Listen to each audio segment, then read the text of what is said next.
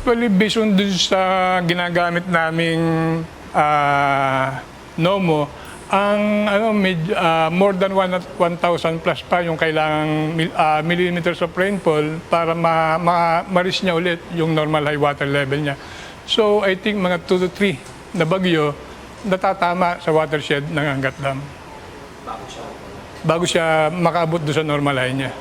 Malaking tulong ang pagdaan ng mga bagyo sa Angat Dam watershed para mapunuan ang pangangailangan sa supply ng tubig mula sa Angat Dam.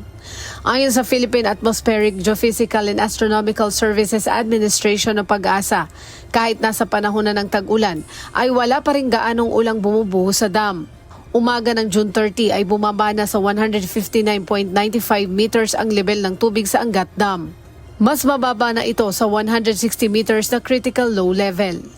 Ilang metro na lamang ay papantay na ito sa pinakamababang naitalang level na 157.54 meters noong July 14, 2010. Yun yung pinakamababa na nag-record sa amin. Nung time kasi nung 2010, may El Nino din nun. Kaso nga lang, nung nung medyo nabiyayaan yung dams natin like Angat is July na.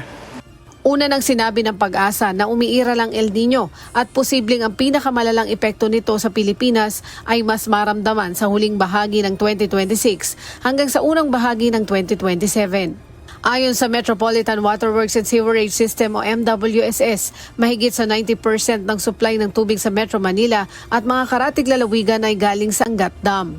Pero marami na nilang nagawa ang pamahalaan para madagdagan ang pinanggagalingan ng tubig para hindi na maulit ang nangyaring water crisis noong 2019. Kabilang na dito ang pagtatayo ng mga dam, gayon din ng mga treatment plant na kumukuha ng tubig sa Laguna Lake. Nakahanda rin nila ang mga deep well na maaaring paandarin kung kakailanganin. Marami na ring nakumpuning mga daluyan ng tubig papunta sa mga customers na magpapababa sa pagtagas ng tubig.